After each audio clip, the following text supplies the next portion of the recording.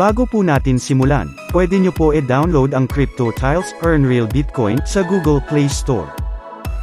Let's play na po. So guys, for now po, level 24 na po ako.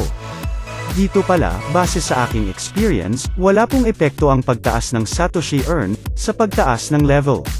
So tip ko lang po, kung magi-grind po kayo ng Satoshi, dun po sa mas madaling level. Pero kung gusto nyo pong i-enjoy ang laro, sabayan nyo po ang pagtaas ng level. So guys, pinili ko po yung level 20.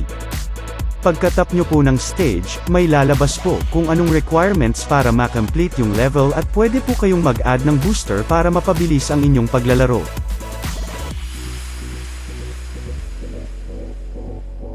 Napakadali lang po nito guys.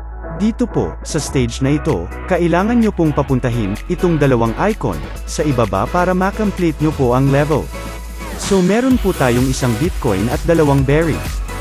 At dito po sa larong ito, kapag maganda po yung performance ninyo, may chance pong may lumabas na power up na magagamit po ninyo para mabilis matapos ang level.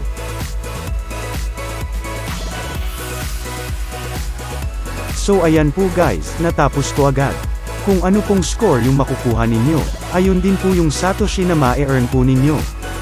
Yung sa akin po, naka-earn po ako ng 2090 Satoshi. Let's try another one game, with the same level. Dito po guys, pa-fast forward ko na lang since may idea na po kayo kung paano po ito laruin. Isa lang po ito sa mga example na requirements, kayo na po bahala makatuklas ng iba pa.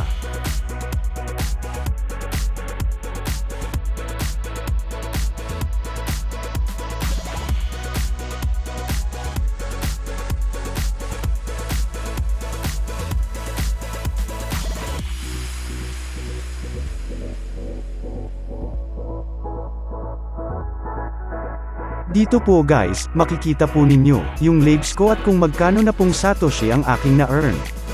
Pwede din po kayong manood ng ads para madagdagan ang inyong Satoshi.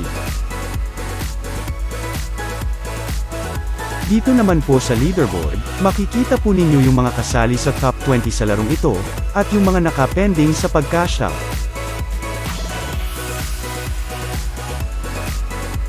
Mag-withdraw na po tayo. So guys, dito po, pwede po tayong mag-cash out through Binance at Coinbase. At paalala po, bago po kayo mag-cash out, need nyo po muna maka 100,000 for minimum withdrawal. Since Coinbase lang po meron ako, sa Coinbase po ako mag-withdraw. Then input your Coinbase email at pindutin nyo lang po yung max para automatic na pong mako-convert lahat ng naipon yung Satoshi sa dollars. Then tap nyo po yung withdraw, at may lalabas po na withdraw successful. Pumunta po tayo sa history at dito nyo po makikita na naka-pending na yung earnings nyo. So guys, ang payment po ay every 3 AM in UTC, or in Philippine time po, ay every 11 AM so after po nun. Ayan na-receive ko na po yung payment ko, na 0.04 USD.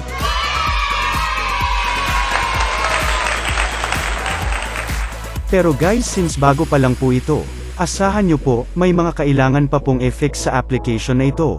Katulad ng, minsan hindi pumapasok yung Satoshi even panalo kayo sa laro, at yung amount na mare-receive nyo sa wallet nyo ay kulang.